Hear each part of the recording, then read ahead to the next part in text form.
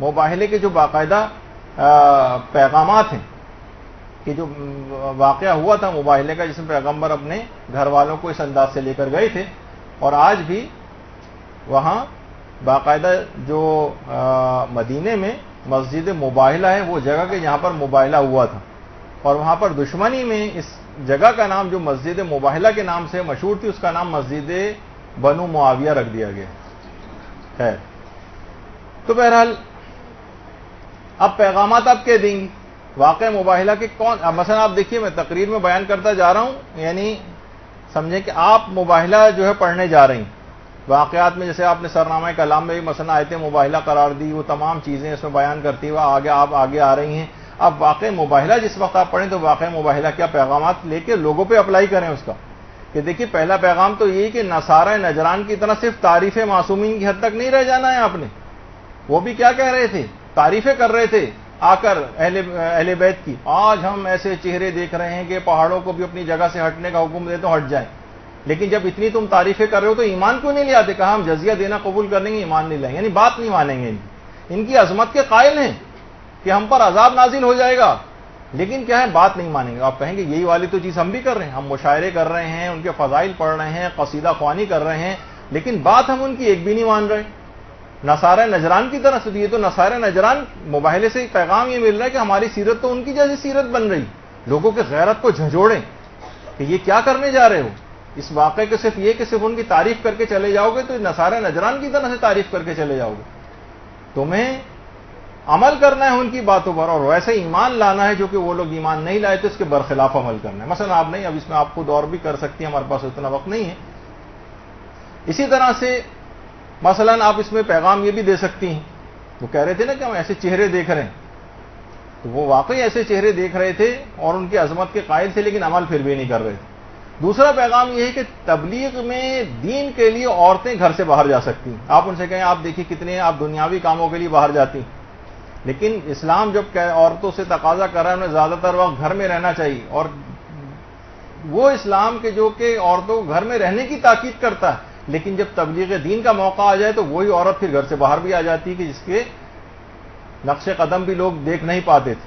تو اس سے اندازہ ہوگا کہ واقعی دین کی تبلیغ کے لیے اب مثلا عورتوں کو آپ جھنجھوڑیں کہ اگر بیٹی کبھی مثلا کسی مدرسے میں پڑھنے جا رہی ہے، کسی جگہ پڑھانے جا رہی ہے، کتنے لوگ جو ہے وہ رکاوٹیں کھڑی کرتے ہیں گھر والے، کیونکہ وہ قائل ہی نہیں ہے اس چیز کے۔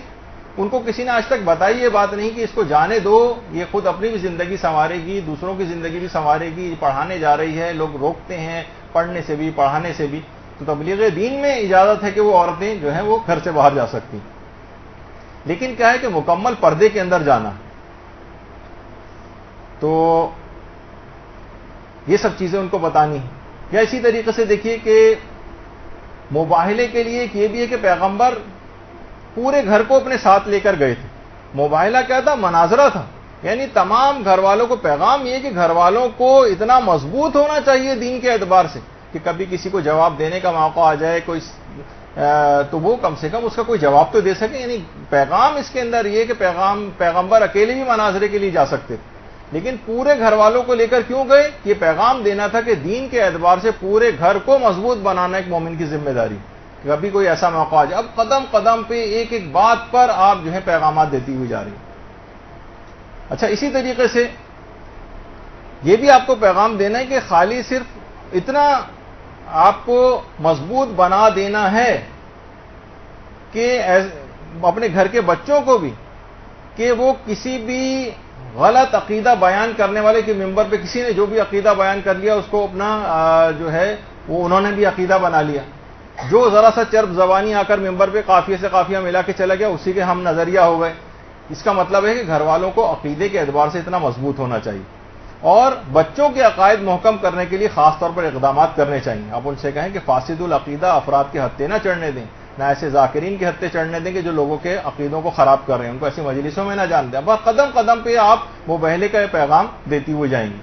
پھر آپ ان کو یہ بھی بتا سکتی کہ دیکھیے واقع مباہلے سے عقائد کی اہمیت بھی واضح ہوتی، یعنی واقع مباہلہ پیغمبر کی نبوت کے اس بات کے لیے تھا نا، جو کہ عقائد میں سے ایک ہے۔ اس کا مطلب ہے کہ عقائد کی اہمیت کتنی زیادہ ہے، اور اپنے بچوں کے عقیدوں کو بہتر بنانے کے لیے باقاعدہ اگر کوئی علماء کی خدمات لینی چاہیے، آپ ان کو احساس دلائیں کہ بچوں کو صحیح عقیدہ کیسے پتہ چلے گا.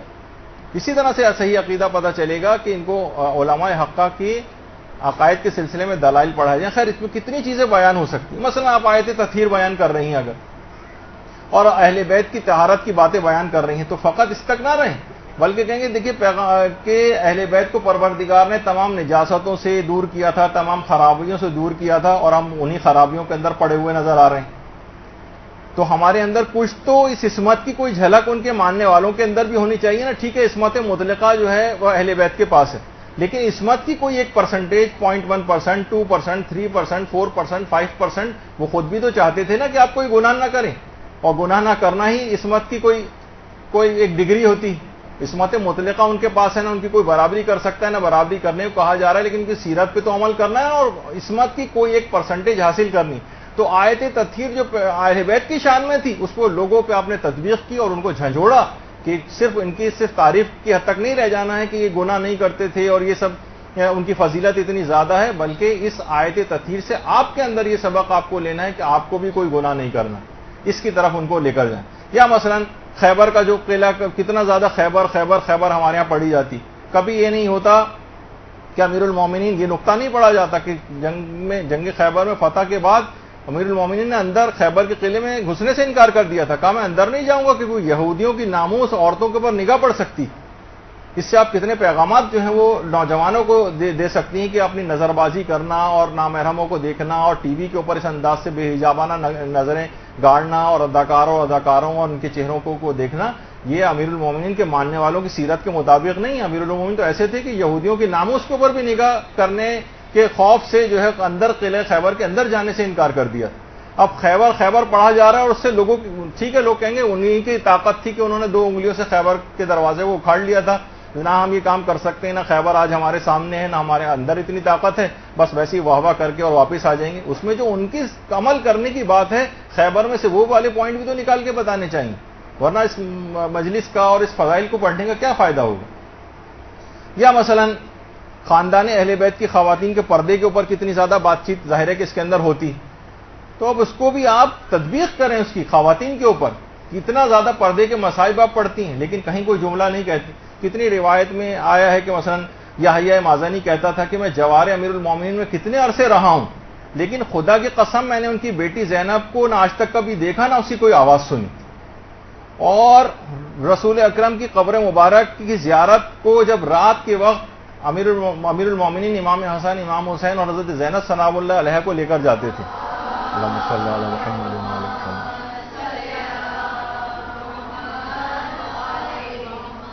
اس حد تک پردے کی محافظت کرتے تھے کہ حضرت زینب سلام اللہ علیہ کے دائیں اور بائیں امام حسن اور امام حسین ہوتے تھے، آگے آگے امیر المومنین ہوتے تھے، اور شام اور رات ہونے کا انتظار کرتے تھے قبر کی زیارت کے لیے آنے پر.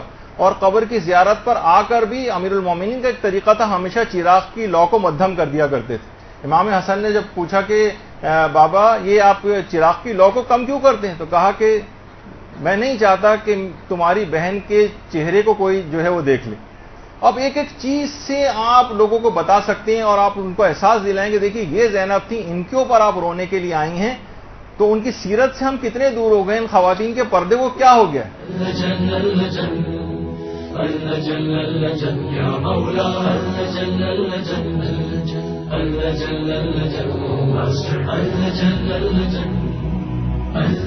يا صاحب الزمان